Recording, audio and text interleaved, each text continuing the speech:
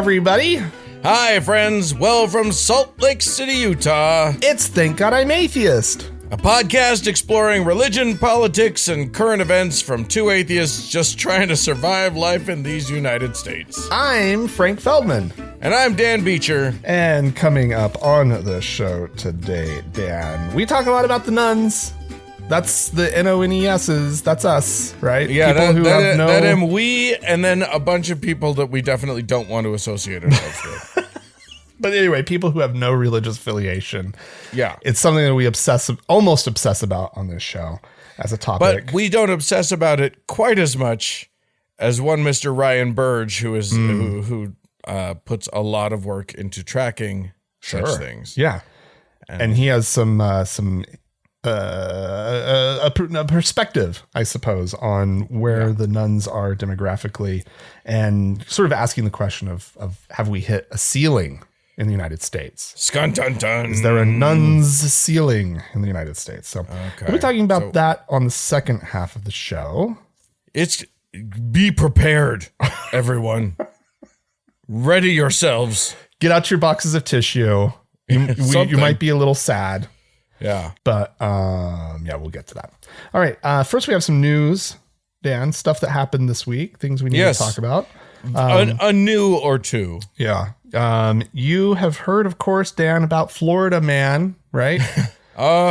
Florida Man. Florida Man bites woman's face off. I met many of them when I was in Florida. You know, Florida Man does some horrible thing. Florida Man robs bank armed with alligators or something. Right, exactly. These famous headlines. Well, I've got one here. Florida priest bites woman's hand. Oh my! A priest is a Florida man to this time. Florida priest. He bit a woman's hand during communion. Well, he was administering communion. And I'm gonna. This is a little bit of a he said she said. So we're gonna go with the he said part first. He says that I accidentally sneezed, and when I sneeze, I bite down. Yeah, no, nothing of the sort.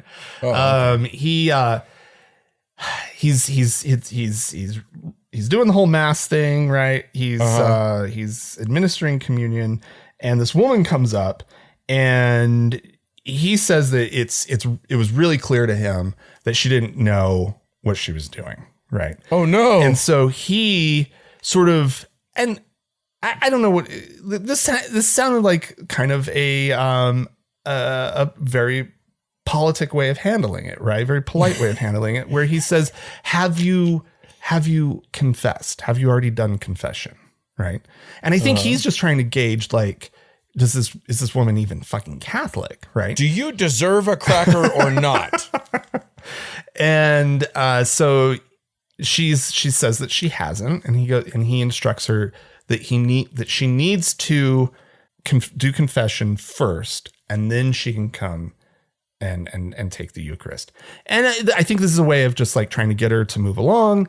And if she actually does go and gets her, manages to get herself through a confession session, then maybe she knows what she's doing and blah, blah, blah, blah. Well, at a later service, she shows up again, and he asks her if she had actually gone to the sacrament of penance or confession. And she replied that it was none of his business. And then, how dare she? So then Father Rodriguez then offered the woman Holy Communion on the tongue. At that point, the woman forcefully placed her. Then this is from a church statement. This is from church. At that point, the woman forcefully placed her hand on the vessel and grabbed sacred communion hosts, crushing them. Having only one hand free, Father Rodriguez struggled to restrain the woman as she refused to let go of the hosts. When the woman pushed him and reacting to a perceived act of aggression, Father Rodriguez bit her hand so she would let go of the hosts that she had grabbed. If you were describing to me, if you did, instead of the setup that you did, if you described the same series of actions, but you said it was two kids in preschool, and and you replace the word host with just crackers, this would all make sense. Everything that you're saying lines up perfectly with that story, but much less with the story that you're actually trying to tell me. We'll get to that part, Dan. Let's see. Should be, this is the officials continued. It should be noted Father Rodriguez had no prior knowledge of this woman's background. She was asked to leave immediately. And the official says further, while the Diocese of Orlando does not condone physical altercations such as this, in good faith, Father Rodriguez was simply attempting to prevent an act of desecration of the Holy Communion.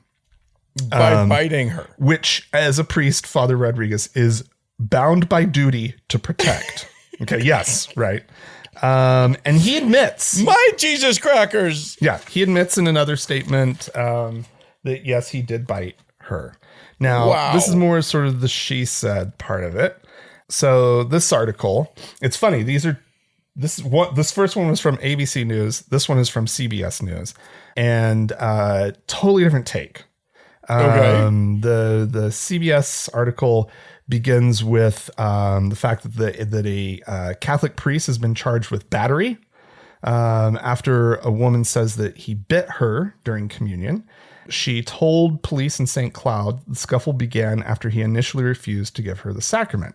He wouldn't give me the cookie, she says. I'm holding to my explanation. Yeah, that's why I was You have not dissuaded me from my take on this. The whole time, Dan, I was just like, fucking stop it with the cracker. You're going to sooner or later say cookie and ruin my story. I don't know if it was that the way I was dressed, or if it was what I like, or if it was how I don't know what she means there. A witness backs her up. Okay, saying, so he tried to forcefully shove it in her mouth. She backed up. She said, no, don't do that. And she tried to get it. And that is when he went crazy.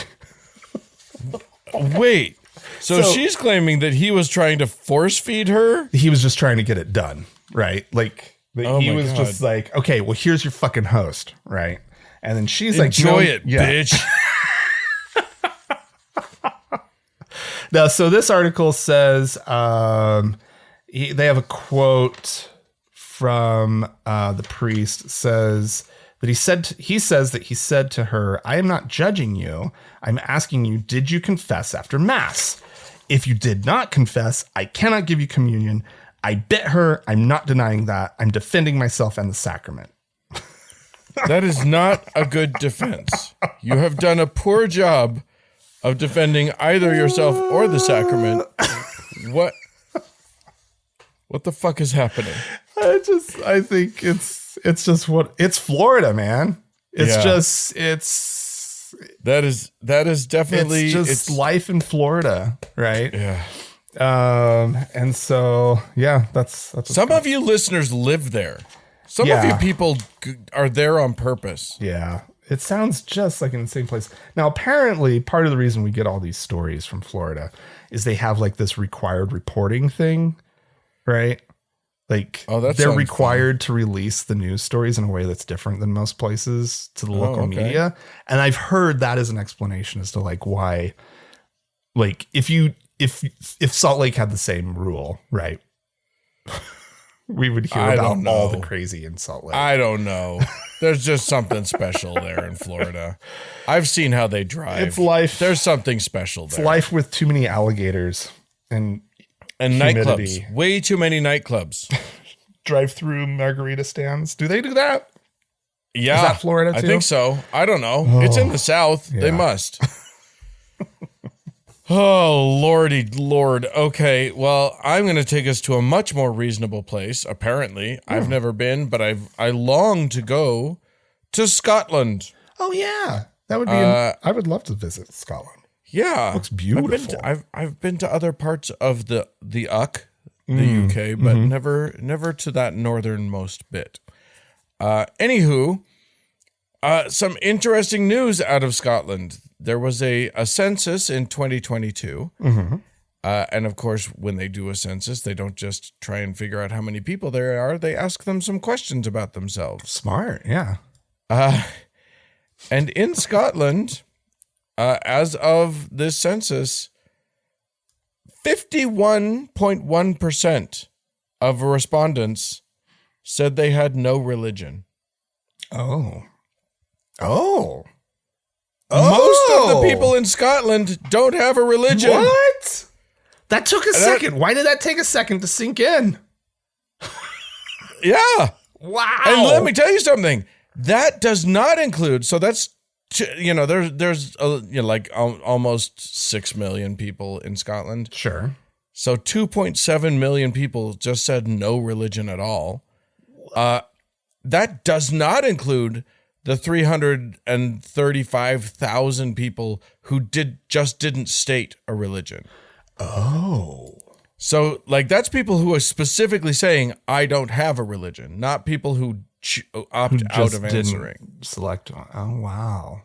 Isn't that nuts? Wow. Good for Scotland. And that's not like the rest of the UK, England and Wales, nowhere near that. They're like 37%. Okay. No religion. Sure. So some shit is happening. There were only 2 council areas, I assume that's like a county, in Scotland that weren't majority no religion. And that's the Western Isles and a place called Inverclyde. Oh. Huh. So that's pretty fucking great. I like this. I have a quote from the Reverend David Cameron from the Church of Scotland. He's pretty sad. Who said it's sobering, and we know that when the church is measured in this way, it can feel hurtful for our members and be a source of anxiety for many. Oh. But our faith and our relevancy cannot be expressed simply as a set of numbers in a table. Oh, it's good. Good. He found a perspective on this that makes him feel a little bit better about it. Right? Wow. Meanwhile, those are the words of a panicking person. of a person literally watching their own relevance disappear in real time. This doesn't affect my relevancy. Doesn't affect my relevancy at all. All of the old people who still come to my church are very much, they think I'm very relevant. That hasn't changed one bit. Literally, Church of Scotland members, which is definitely the next highest group. Okay. 1.1 million. That's far less than half the no religion people. Oh, how can there even be an official like Church of Scotland anymore? That doesn't even make any sense. Yeah. If you can't even represent half, they're 20% of your people, of the people. Like how do you justify in any way, shape, or form? I mean, first of all, established religion is problematic, and dumb, right? But how do you argue that you should in any way be established, right? Yeah. Whoa, Scotland. Yeah. Now we have to go, Dan. Yeah.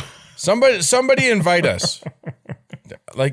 Somebody invite us to come and celebrate with you guys in Scotland. I want to come. Good for them. Well done, Scotland. Jealous, super jealous. I also sort of looked at the stats for other religions, and I am Islam is rising there as it is in many parts of Europe. Yeah. But here's the one that shocked me. Yeah. So there are 120,000 Muslims in Scotland, 30,000 Hindus, 19,000 people claiming paganism, which shut up. All sorts of 10,000, almost 11,000 Sikhs. Oh, okay. All right. Do you want to guess how many Jewish people there are in Scotland? 12. Fewer than 6,000. Really? That blows my mind. What did you all do to your Jews in Scotland? Oh, yeah. I don't know. Maybe it just was never a popular Jewish destination. They were like all those It's can just get very cold. I don't know.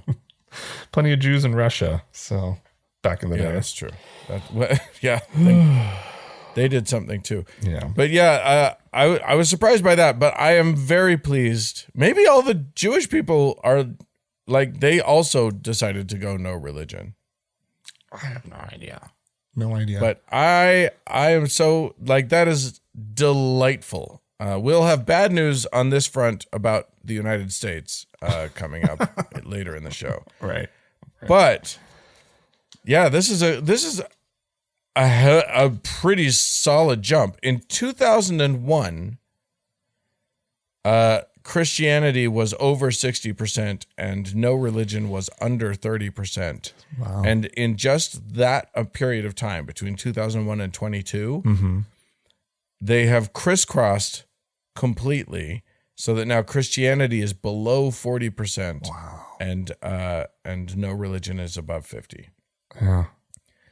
I like Scotland. Yeah. I wonder sort of demographically where maybe the point of no return is, right? Or not, maybe not point of no return, but like the point where it just, the rise of non-religiousness sort of just gains a lot of steam, right? In a society. Because I felt like we were, well, I don't want to talk too much about what we were doing, but like, it feels like some places just get some momentum going, right? Yeah. And it just gets rolling and rolling, and it's a beautiful thing.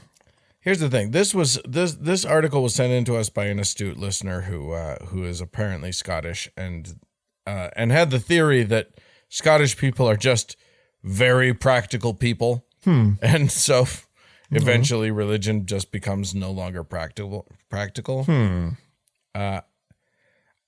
Look, if that's the difference between them and the US, that makes sense to me. We have lost all sense of practical here in the United States. It is just a shit show. So Yeah. that's a thing. Yeah, maybe. All right. Well, Dan, Yeah. I've got a story coming out of Italy. Okay. A country that really, really highly values and treasures and tries to protect their cultural heritage. Oftentimes showing up as food, right? They have lots of rules about their food, and it's delicious and good on them. It started off as good stuff, and they're trying to You protect can't call it Parmigiano Reggiano if it's not from this particular thing. Exactly. And you can't call it balsamic vinegar if it's not from this exact region. and prepare it a certain way and blah, blah, blah. Yeah. Yeah, totally. Well, they also have a literary tradition going back to such folks as one Dante, right? Sure. Did I ever tell you, I'm going to just briefly chime in and just say, did I ever tell you about the time I was talking to an Italian guy in English? We were speaking in English because I don't speak enough Italian to have a conversation. And he said but he spoke kind of fast and as Italians do. And he said something about Dante Alighieri, and I had no idea who he was talking about because I don't think I had ever heard his last name Right, before. yeah. Yep, Dante Alighieri. Just famously called Dante. Like he is the Dante. He's like Oprah, right? Yeah. Madonna, so forth and so on. People Madante. Can I call him Madante? It's a mononym, right? People Right. who have they're known by one name. Yeah. And that's the case here. Well, anyway, as you can imagine, being the literary great behind such works as the Divine Comedy, Yes. which isn't very funny, I have to say. Yeah. I read it No. in college, and Not a good comedy. It falls short. It might be as a low comedy. on both divinity and comedy. when However, you get right down to it. The divinity part is the part that we're going to be focusing on here. Because for those of you who maybe don't know, the Divine Comedy follows, it's a story that sort of weaves its way through hell, purgatory, and heaven, right? Yeah. And this is where it's sort of the 9 circles of hell, right? Comes in. However many it is. I don't know. I think it's 9. And all the punishments and misery and everything are described in some detail. Yeah, he basically invented the modern concept of hell. Even if you don't think in terms of the rings of hell, like he basically invented. He invented that concept, and I believe, I might be wrong here, I believe he invented purgatory. Yeah, Yeah, maybe. I think, if not, he really developed the idea. Yeah. So much so that Catholicism has the Divine Comedy and Catholicism are sort of interwoven a lot together through the centuries, picking off, like you said, concepts and ideas of the way the suffering plays out, the way that heaven sort of looks and is manifested, right? Like he came up with so much of this and is just a huge part of obviously their literary tradition. In some ways, he invented modern Italian. He was writing in a Florentine dialect, which basically spawned modern Italian, which didn't exist. Interesting. Right? I didn't know that. Yeah. So a big deal. Big effing deal. Well, a middle school teacher in a northern city in Italy has exempted 2 Muslim students from studying Dante on the grounds that it is a religious work and that it clashes with their Islamic faith. The story first broke in some local daily newspapers and spread nationally, and the nation has erupted into fucking outrage. Just absolute fucking outrage that spans the political spectrum. I'm going to read some responses by some people in the government. There's a center-left senator by the name of Simona Malpezzi saying that it was, quote, profoundly wrong to deprive any student of the deep knowledge of Italian culture that studying Dante brings. She adds, knowing Dante does not take anything away from the children's religious confession. Let's see. That's probably true, right? Like, I don't know. Like, I don't think that a Muslim child is in any danger of like converting.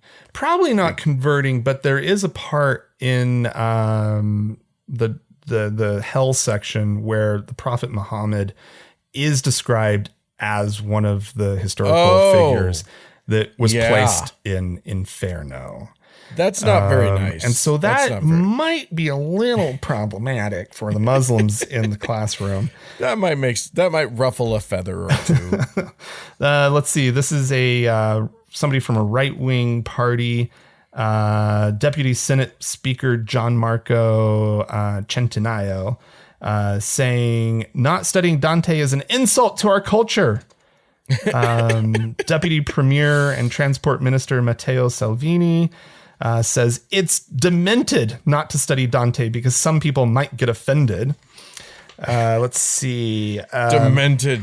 I love it. Here's a political candidate and army general by the name of Roberto Vanacci, who has been suspended from duty, by the way, from whatever his military duties are. Oh, dear. Over a best-selling book that slamming gays, feminists, blacks, and other minorities, denying climate change, endorsing the Great Replacement theory on Muslim immigrants, replacing ethnic Italians, and blasting woke culture.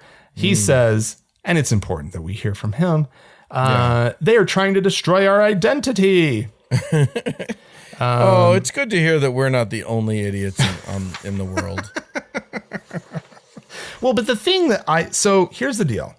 I think, and this is where these kind of questions do and can get really, really tricky, because here you have the work, a foundational work of the Italian language. Like literally modern Italian wouldn't have taken the form that it did take without somebody like Dante Alighieri. Yeah. Right. And his influence on the culture through works like the Divine Comedy. And so you have this incredibly important literary work for the language, right? And it's probably, and I think it's fair to call it culturally important.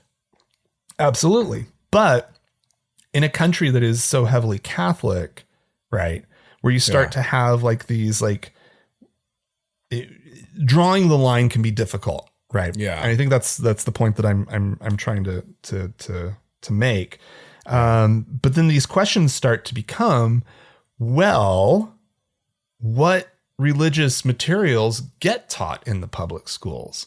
And is it right to make an exemption for some students who otherwise, apparently, according to this article, who have been exempted from the religious studies classes, right? Because they're Muslim, right? Okay. But here they are in literature class, and what they're studying is essentially a religious work. Yeah. What do you do for them in that case, right? You've already established that they can be exempted. But pulling the Divine Comedy from the national curriculum isn't an option, right? This is all very tricky, Frank. I know, and that's what I'm saying. So like I don't know where I stand on something like this, right? Unfortunately, it's not my problem to solve. I think that it's just a really I think it's important to highlight how complicated these things can be sometimes, right? Because you can't, absolutely, because it would be really easy. And from our perspective, outside of the culture, it's really easy to say things like, well, just pull it, right? If it's religious, get it out of the fucking public schools. It doesn't belong there, right? But then it's like, you look at the rest of the history of the thing and you're like, well, okay. It would be like if Shakespeare had a lot of religion woven all throughout. Yeah, which he does, but like he's not professing it. It's just sort of exactly right. Something that the that the characters mention quite a bit. Right. And so it's a little different because this is like steeped in like Catholicism and the Catholic establishment and so forth and so on. And but it would be like if Shakespeare was religiously problematic in that way. Like, what do you do? Right. We're also talking about, works that are integral to the English language. Right. Yeah. It's, and important culturally and whatever. It's tricky. Here's the problem. The real problem is that, if you say, great, we will teach it, but we will teach it as a work of literature only. Right. And we will only talk about it as a work of literature, and we will talk about its value culturally, but we will not talk about its religious significance or like any of that. Like there's a line to be drawn there, and some teachers will do well with that line. And some teachers will be fucking shitbirds about it. Yeah. And then and make it hell for the rest of us. Yeah. It's tricky. Or it's tricky. In Inferno for the rest of us. Okay. Yeah. Well done. Well done. All right. Well, I have some wonderful news, you guys. This is finally it's here. We've been waiting. We've all been wanting it. mychurchfinder.org is finally up and ready to help you find the correct church. All right. Cool. This church gives sort of an A through D rating, and then also a WNR rating, which means would not recommend. Oh, wow. They would recommend a D church? Yeah, you could survive it. Okay. If it's the only one around. And how is it actually like, is there a religious slant? I guess here's what they've done. They've only sent evangelical churches or something. They've sent out surveys to pastors nationwide to ask them questions, how they respond to things. And to get an A rating, these pastors must have shown that their church is biblically sound. Okay. Okay, that makes sense. Sure. Okay. Culturally aware, That's getting a little, I don't know. In what way? And non-socialistic, and a non-socialistic, legislatively active church. Oh, no. This is to help you find your Christian nationalist headquarters in your area. Oh. It is very, very scary. It was the founder was a guy in Texas who is somehow in the automotive world, an executive in the automotive world. But Okay. his name is Roger Ellswick, and he has an organization called the 11-6 Institute, which I did not look up, but I'm just going to assume it's a Nazi thing. I don't know. Anyway, I don't know what the 11 and the 6 refer to, but you can look it up at your peril if you want to. Anyway, they describe their mission as ensuring the church becomes and remains not only the conscience of the government, but also the moral guide to legislation and the moral standard for all government. That's government, kids, not for the people, but that they are literally, they are looking specifically for churches to turn our country into the theocratic shit show that they lust after. Matter of fact, the co-founder of this website, a guy named Neil Mammon, self-published a book back in 2012 titled, and this is the whole title, so bear with me. Jesus is involved in politics! ! Why aren't you? Oh. Why isn't your church? Oh.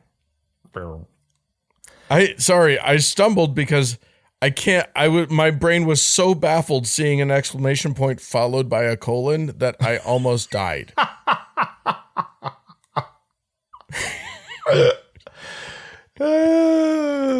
Oh my God. It's just So there you go. Apparently my actual feeling is that if he's asking, why aren't you and why isn't your church involved in politics because Jesus is, he's thinking we need to counter Jesus's involvement in politics somehow, because none of what they believe in is what Jesus would want from the politics of this country, but that's okay. Oh boy. So there you go. Damn, if you look, thank God the Christian right equivalent of Christian Mingle for finding your church is up and ready to go. I mean, there was, when you were first saying it, I was like, like they actually had done reviews of like all the Catholic, churches and all the mainline Protestant churches. And they sent this out to even the Mormon and Jehovah's Witness churches, and in an honest effort to help people find their best fit. Right. The church that fits your personal theology and your personal. But for it just to be politically motivated, ugh. Yeah, that is all scary times, Dan. I'm so irritated. Yeah, it's not good. It's not good. All right. Well, here's a story that should cheer you up, Dan. Oh, good. Oh, it's gonna warm your heart, cheer you up so much. We actually talked about this story back in 2020 when one Mr. Carlo Acutis, a deceased 15-year-old, oh dear, was beatified. Yes. After a boy in Brazil had recovered from a rare pancreatic disorder after coming in contact with one of Acutis's t-shirts. So this is a kid. He was like an influencer, right? He was like no, because he died in 2006. But you are right though that he was on the internet. He was active on the internet. I mean, 2006. I mean, this is not much was going on with social media yet. Things were just kind of starting to get going, right? And it hadn't really become the phenomenon and incredible problem for our society that it has become. Yeah, so he was this kid who had died of leukemia in 2006, and he was born in London, and his family moved to Milan. His parents were Italian. They moved back, I guess, to, back home. And so he spent his childhood in northern Italy, where he taught himself to code while he was still like in elementary school. And he created websites for Catholic organizations. That was the thing. As well as a website that documented miracles around the world. And it genuinely sounds like this was a pretty sweet kid. He apparently... Do you think he knew that someday his website would be documenting his own miracles? If it's still up and running. According to his mother, he would offer support to classmates whose parents were going through divorces. He would defend disabled kids when they were being bullied. He would take meals and sleeping bags out to homeless people in Milan. This kid sounds like a saint. I know, right? Around the age of 3, he started asking to visit churches that they were passing around in Milan, and he would donate pocket money to poor people or people that were asking for it around town. Anyway, so for those of you who are wondering why I'm bringing this up, what is this update? Well, you need a second. So one miracle will get you beatified, right? And you need a second one to get you canonized, right? As a saint. Yeah. And well, one happened, everybody. What? Let's see. Where did that go? Valeria Valverde, 21. She underwent emergency craniotomy, to reduce pressure on her brain, and she was in critical condition. It's been reported. Her mother, of course, being very worried, this is a very serious thing. She went to pray for her daughter's recovery at Acutus's tomb that's in Assisi. Right, you've all heard of the famous St. Francis of Assisi. It's an actual town. Yeah. And that's where his tomb is. And she went there 6 days later, and the same day that she went to go pray at his tomb, her daughter began to breathe without a ventilator, and she recovered the use of her upper limbs and her speech. Holy smokes. And she was discharged from intensive care 10 days later, and scans showed that the contusion on her brain had disappeared. Undeniable miracle. Undeniable.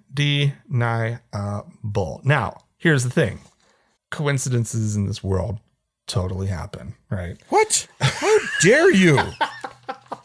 What are you trying to pull here, mister? All I'm trying to point out is, like, I think some force in the universe that can perform miracles because you've prayed to it should have a higher success rate than 2 incidences spanning,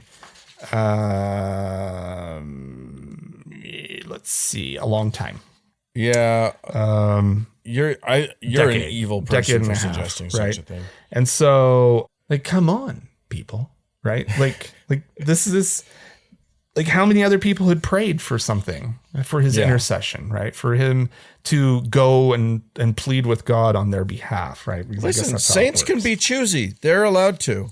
They can do whatever they want. He was busy playing video games. They've got great ones in heaven. He's really gotten into it since getting up there. The Xbox in heaven is really amazing. Gosh. Yeah. They got the Xbox 12. It's all like AI and 3D and VR. Yeah. His last name, of course, Acutus. I just cannot not think of Star Trek and Picard. I am Acutus. of the Catholic Church. Okay. I have not watched that. All right. Well, congrats, kid. You're in the big leagues now. Way to go. All right. Well, I have a story also Catholic in nature. I'm going to take us to the Vatican, where two very precious relics have been resting for centuries. I love a good relic, I have to say. But who doesn't love a good relic? These ones have been out of the public view this whole time because they are far too precious. To just display for any old shitbird to come along and I'm sure they're so precious. Look at. These are the garments, the tunics worn by St. Peter and St. John the Evangelist. No way. The very same. What? I want to see these. They are in not good shape. They are disintegrating. 2,000 years will do that to a tunic. Yeah. I love a good tunic too, I have to say. Yeah. So a tunic relic is like about as good as it gets. Well, I mean, it's not a finger or something cool like that. I've seen the fucking finger. I've seen St. Thomas's finger in Rome. Oh, there's all the fingers. Yeah. There's all the fingers. There's all the toes. Do you know that for a long time, there were rumors and there were multiple relics of Jesus's foreskin that went around. The point being that it can be pretty hard to prove the provenance of a relic, and 99 times out of 100, if they're more than 200 years old, it's bullshit. They're probably not the thing. Maybe let's call it more than 400 years old. Anyway, these are meant to be more than 1,000 years old, but we have carbon dating now. So the Vatican decided to have these two precious tunics tested. Oh no! Womp womp. They are not the tunics of St. Peter and St. John the Evangelist. You shock me, sir. I know. You please, everyone, try to maintain your composure at this very, very traumatizing moment in your lives. However, here's the thing. What do? You're the Catholic Church. You have been hoarding these tunics in the Sancta Sanctorum, the Holy of Holies. Jesus, yeah. Near the Basilica of St. John Lateran in Rome. Okay. These are big deal tunics, and now they've been proven beyond even the Catholic Church's doubt to be false. What do you do with these tunics? You double down. You kind of double down. Oh, really? Really? They've given up on the idea that they authentically belonged to St. Peter and St. John the Evangelist. Okay. However, they're still going to try to maintain them and restore them, and they're basically now saying that they are important to a lot of people. So we're just gonna they're important. Keep them important. I don't know why that's a thing. Like literally throw them away. No, you let it just now it's important and you let it just fade. Right? The few people who are still obsessed with it and still just believe it and whatever against all evidence. Those people will slowly fade away. There won't be like a cult of following around these tunics anymore. Yeah. And it will just fade and that'll be fine. That's and they're smart to handle it that way, right? Instead of like coming out and being like, oh yeah, and throw them in the trash.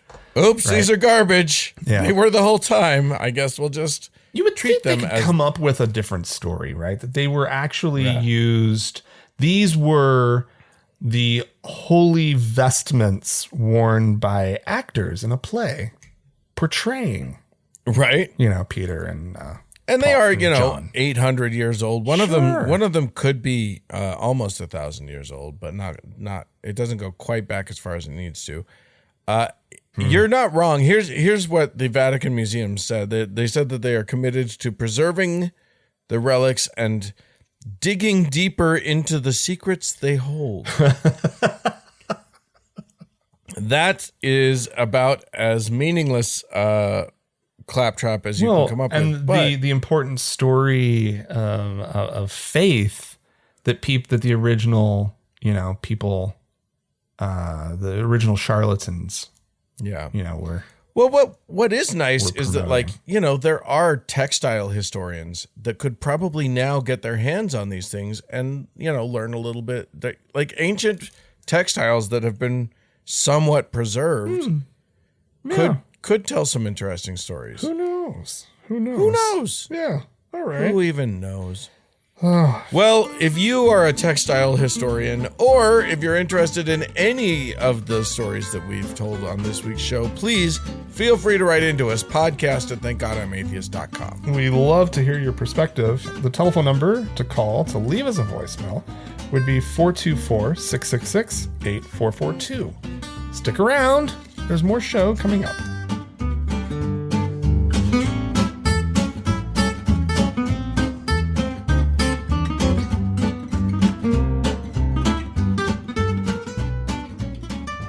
Well, Frank, we've got some folks who have written into us, so we will now entertain their demands of response. Hopefully in an entertaining way.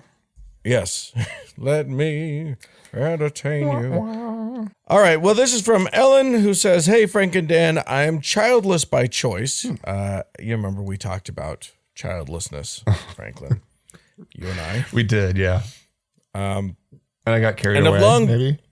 What's that? And I got carried away. Maybe we may have gone a little over the top, but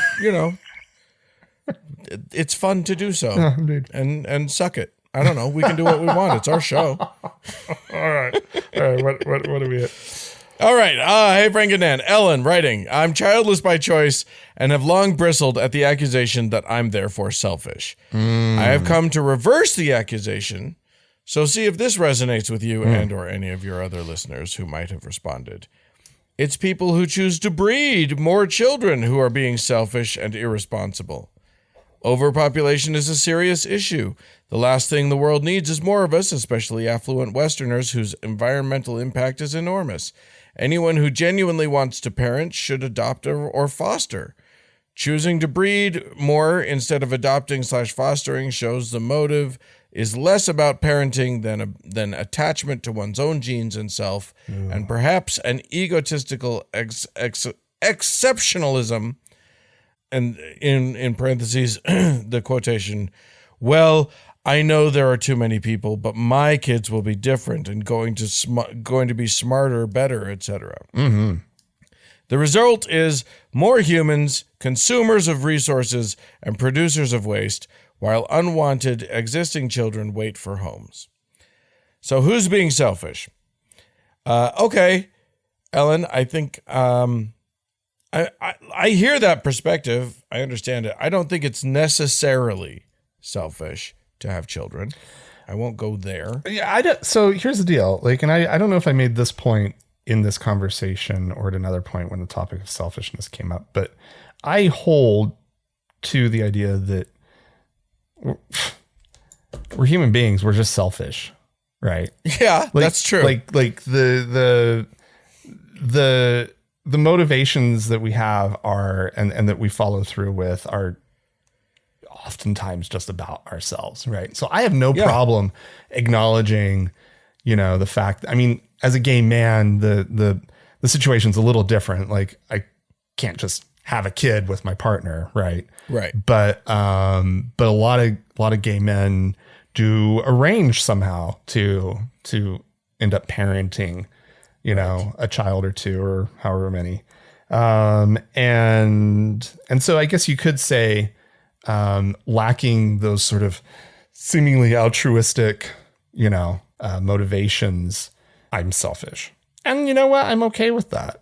right? Like, I'm perfectly okay acknowledging that my motivations might be a little selfish. I don't want kids, right? I mean, I think I don't want to raise kids. I don't want them. I don't want them getting in the way of my life, right? And Yeah. I'm perfectly willing to say that. And so Ellen, yeah, like it's fine. Like the selfishness goes both ways. I think it goes both ways. Both sides are totally selfish and like, but perfectly human at the same time, making decisions that make sense for them and their lives and what they want to do. And if that's you're selfish, supposed to do that. if that's selfish, then fine. I'm selfish, right? Like that's kind of where I'm at now. I mean, doesn't mean just a career that you would enjoy is selfish. Yeah. Like pursuing hobbies that you like is selfish. Yeah.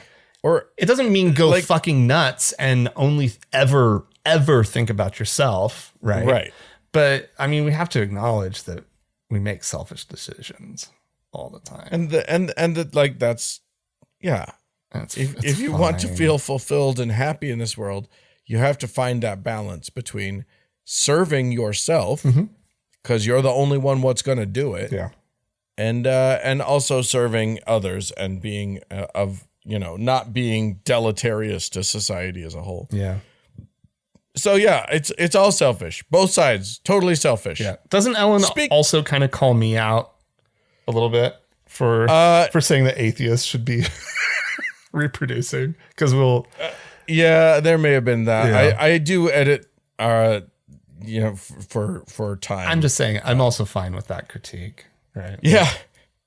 Like and it's a conflicted statement on my part, right? Like if the world has to be filled with people, right, to a certain extent, and we know other people are going to be filling it, right?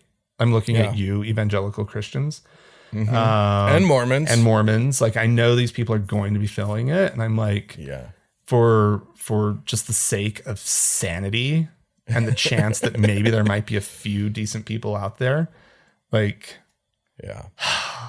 I want to. Like I'm like I want to just buy into this like horse race mentality about it, right? Of like, we should have more than them. Yeah, but it's not like it's also not totally sincere.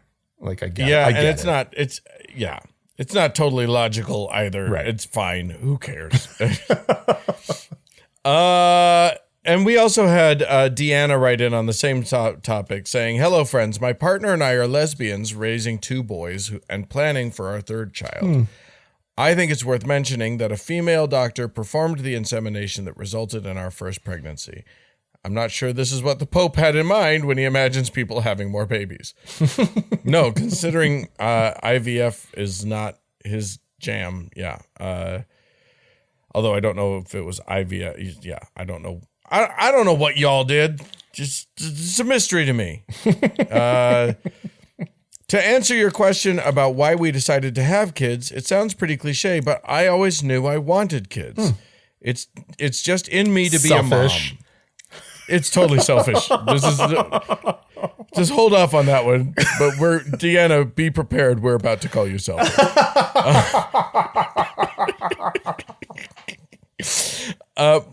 Let's see. It's just in me to be a mom. I love being a mom, and I'm great at it. We also have the means to raise a family comfortably, and I'm able to stay at home with them. Awesome. Honestly, if I didn't want kids, my partner would not have had kids. She's a wonderful parent, and she loves our kids, but she works a lot, and even she'll admit that she's not the primary parent. My partner and I, this gets an interesting thing. My partner and I are a multi-faith couple. She was raised Christian and now identifies as Gnostic. Interesting. My family is Jewish, but I was raised non-religious. Anyway, when my partner and I were planning our family, we agreed that we would raise our children Jewish in the Jewish faith. I am baffled by that decision, but I'm going to keep reading. This was because I had been studying Judaism and connecting with my family history for many years at the time. My children are still very young, but I started to teach them about Judaism through reading books and celebrating holidays. I just didn't feel comfortable teaching them that what's written in the Torah or the Bible or any other religious text is true or right. The holidays began to feel hollow and man-made. It felt more meaningful and true to me to teach them about Earth and the sun and to celebrate the seasons and nature. So now we celebrate solstice and the seasons changing without us doing anything, i.e. escaping slavery, defeating an enemy, or the birth of a savior. They will still learn about religion, and of course, when they're older, we'll talk about religion's connections to ancient mythology and all that jazz. I'm excited to teach them about religion without being religious. That makes sense. Yeah. Yeah, that works. I'm a little confused if you were raised Jewish and non-religious that you would choose to raise your children in the faith of Judaism. I mean, I understand if you want to raise them in the culture of Judaism, but I'm glad you found a different path that works for you guys. All right. And you're very, very selfish. Very, very, very selfish. Sounds like it. God. Oh, I just really, really wanted to raise kids, so I did it. But that's who should be raising kids. Well, that's true. Is people who really want to. Right. Yeah. Yeah. Yeah. People who don't really want to should feel zero pressure to do so. Anyway, I'm going to go on to Skeptical Monkey, who wrote into us to say, hey, Frank and Dan, I've been listening for years, and I thought you might find my experiences in the Boy Scouts interesting. Oh, you remember, Frank, yeah. we talked about the Boy Scouts, which is no longer the Boy Scouts. They're the whatever. Scouting America, or something like that. You mentioned that the Boy Scouts of America is very connected with the Mormon and the Catholic Church. Well, not anymore. Here in Canada, my Boy Scout meetings were at an Anglican church. I really enjoyed the camping, tracking, woodworking crafts, and learning Morse code activities. Fun. Yeah, but that one's been useful for you for the rest of your life. If he does like ham radio as Right? a hobby, that comes in handy. Yeah. You need that. Do radio hams still use Morse? I think they do. Okay. I thought they do. Weirdos. Why not? I mean, I thought Why the whole would- point why was wouldn't like you? you're talking out into the void. Yeah, but I think there's people who like get off on On codes. some Morse code, right? Anyway, okay. I don't know. Maybe I dreamt that last night. I don't know, but like, Anyway, I'll go on. Skeptical Monkey says, I planned on staying in the Boy Scouts for most of my youth. However, the last meeting of my first year, we were told it was going to be on a Sunday morning. I was told we were going to be in a parade. This actually got me excited. ooh, I love I it. arrived and they lined us up and paraded us into the church. Even in my 8-year-old brain, this felt like a bait and switch. That killed my enthusiasm. But where are the marching bands? When it came to renew and sign up the next year, my dad asked me if I was going to do another year of Scouts. I adamantly said nope. The Scoutmaster called many more times trying to convince me, but I had been sufficiently disillusioned. Wow. Oh, Once Your bitten, parade. twice shy. Holy cow. Like, yeah, like yeah. one time somebody's like, hey, we're going to have a parade and there's no clowns or marching bands. And you're just like, fuck no. I'm just imagining if he had said yes, but like the whole time he's in scouting, he's out in the woods making a fire, but he's looking around for a church that they might parade him through. What are you up to? I don't trust any A of you people. parade. That's amazing. I do love a good parade, so I understand, right? Like if you show up, if a parade has been promised and you're not getting And you're just floats literally and- like made to be on people hucking candy at you, Yeah. if that doesn't happen, I get it. yeah. I totally get it. I don't know. I think you stay in it and you wait for next year's parade, but you have a plan. Oh. You show up and then like suddenly whip out your rainbow neckerchief or something. It's a parade now. Yeah. Do it. Fishnets. It'd be great. All right. Do we have some folks to thank? We do indeed, Dan.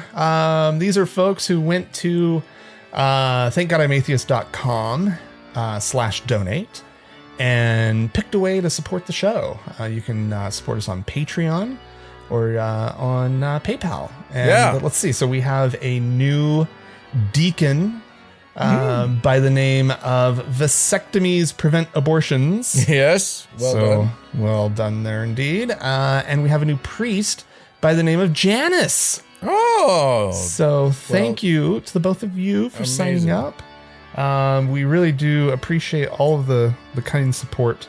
And another option on our website, it's right there on the donate page, is the option to review the show, which is also very helpful. So give us some stars. Throw some stars. Give some stars. The algorithms that promote these sorts of things, love it.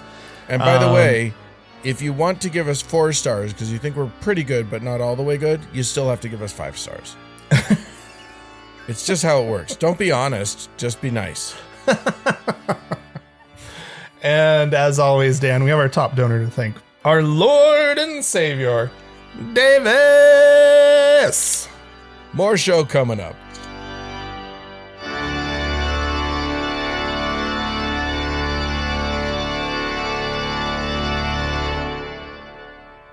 Well, Frank, I don't know about you, but I have been, you and I have been doing this show for what, 12 years or something? Yeah, it's something like that.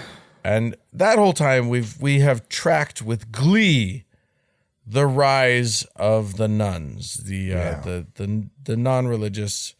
We can't claim to be as cool as Scotland, but the United States has done a good job of divesting ourselves of religious people over the past decade or two. And that's felt really nice. It's felt good.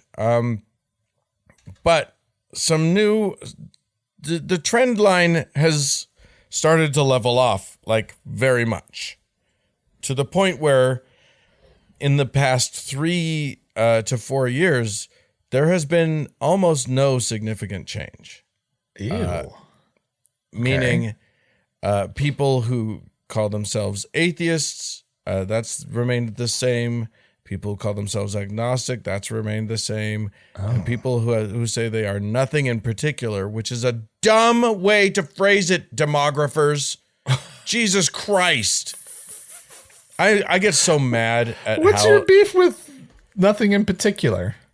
That's not a thing. That's just like, don't do a catch-all phrase that could mean like, well, I'm Christian, but not a specific one of them or whatever. Like, they need to do a much better job. I read the questions that these people ask, and I'm like, no, I can see how that's going to be a problem. Anywho, it doesn't matter. The point is, it's all leveled off or maybe even dropped a little bit. Ooh, no dropping. Yeah. No dropping. Yeah. I'm okay with a little momentary level off. Like, things happen, right? Like, I feel like the last 6 to 8 years that we've lived through as a country, like, maybe things sped up a little bit. People kind of got a little, I feel like we sort of existed in this space where you really had to start making some decisions. You really had to start, like, figuring out who you were. Yeah. Right? And it's been a little freaky. It's been a little wackadoo. It's hard to know. Yeah. If you have like some pretty shocking political things happen in your country. Yeah. And then a worldwide pandemic, things are going to get shook. Well, and the pandemic hastened people's departure, right? Like, it got people to just, like, sit at home on Sunday instead of going to church. People who probably already were nuns, right? Yeah. And it got those people to kind of acknowledge it and move on, right? Yeah. Like, we know that happened. And so I wonder if the pandemic didn't just... whatever was naturally going to happen over the course of 5 to 6 years, right? Just kind of all happened right at once, right? So do we have some catch up, like not catch up to do, but like, I don't know, like maybe maybe we're just kind of on a pause. I don't know if demographics work that way. I don't know. I don't know either. But I do want to I do think that there is a cautionary tale here. Yeah. Well, yeah. I think that I think it's important that we all take a little bit of time and say, maybe it's not entire. Maybe we're not on an inexorable trajectory that will just keep going until no one's religious anymore. And maybe we need to be careful how we approach this and how we talk about it. And because the kids are not all right, you guys. Oh, yeah. The numbers for Gen Z were kind of weird. Gen Z, I don't trust these people. Let me just tell you right now. If you were born after 96, I'm not quite there with you. I don't know. Gen X, we're a bunch of grumpy old farts at this point. Always were. Always have were. been. We were born that way, Yeah. and we have remained that way. And I would like to take credit for influencing the generations before us, because they were all happily being religious, and they are steadily dropping their religion. Yeah. The silent generation, the boomers, that's still their trend continues apace, which I am nice. delighted by. That's remarkable to me. Like when you dig into these numbers, that the older generations are still falling off. Yeah, man. But the younger generations are kind of stagnating, if not even slight retreat. Yeah. With Gen Z. And I mean, there's some weird stuff there with Gen Z, because Gen Z, we've also talked, I don't know, have we talked about it on the show? How like the Gen Z males are kind of trending a little on the conservative side, and while Gen Z females are continuing the march onward toward being more liberal. Yeah, I'm worried about Gen Z. That we saw in like the millennials in general, right? And then along comes Gen Z, and the females are continuing that, but the males are being weird. I think right? I don't think it's a coincidence that they're saying that like Gen Z is not having as much sex as past generations have. I think these guys need to get laid. Something needs to happen here, because there's a problem with Gen Z. Gen Z went from, in 2022, 48% of Gen Z was claiming no religious affiliation. So by far the highest of any of the generational demographics. Okay, yeah. Which was great. And that's up from 39% in 2016. So it went 39% to in just the span of 2016 to 2022, 39 to 48%. That was great. Now there's backsliding happening. It dropped in 1 year span from 22 to 23. They dropped from 48% to 42%. No. Absolutely not. That's not cool. A jump of 6%? You don't see that anywhere on any of these charts. 6%. Shut up. Get back out of those churches. You get out of there right now. Yeah, somebody needs to. Yeah, I don't know what. So, well, what do you do here? It's these Trumpy incels. I don't know. Brace for the future, right? Yeah, because like we're gonna be like decrepit, you and me, when these kids are like going to be like in charge and cutting off our whatever Social Security is left, right? Yeah, and they will. They will. If they're anything like their boomer great grandparents. Now we're getting in trouble with the boomers again. No, and I know I don't do this. This is my thing. I came out and said I don't do this anymore, so I don't do this. That was a joke, everybody. I do this. I'm still. Look. Hashtag not all boomers. Hashtag not all Gen Z. Correct. Thank you. But yeah, I don't know. I don't know what's happening. Here's what I'm saying. What I'm saying is reach out to these people, love them, show them kindness, and then make sure that they know that good things happen outside of churches. Yeah. Because that's important. Maybe these, like, they're not having as much sex because the straight, female, liberal females are just like looking at these,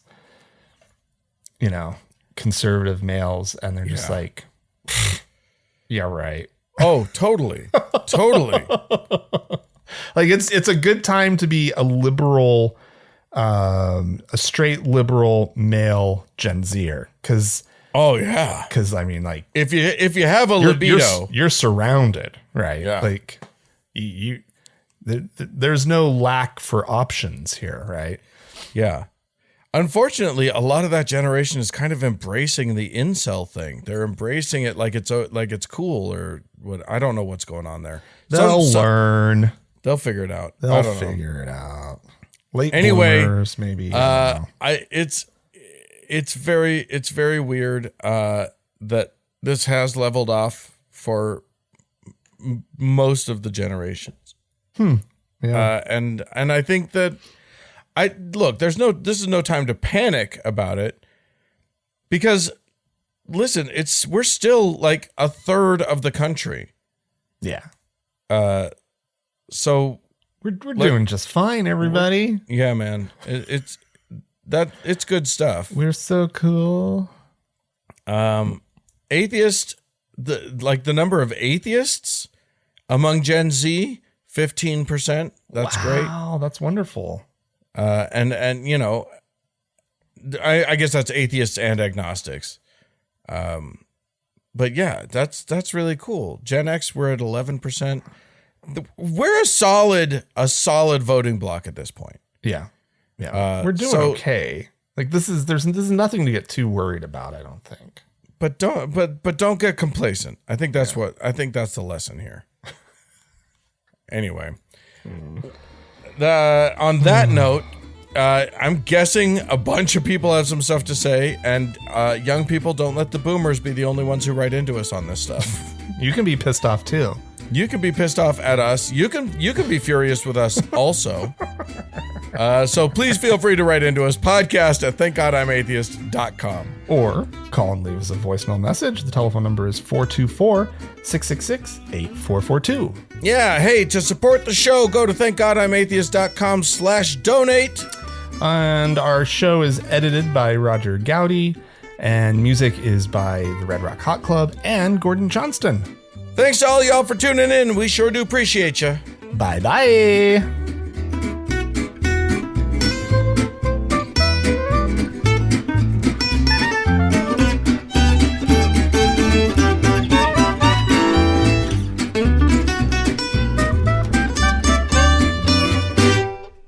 Thank God I'm Atheist is a production of TGIA Media, LLC, copyright 2024, all rights reserved.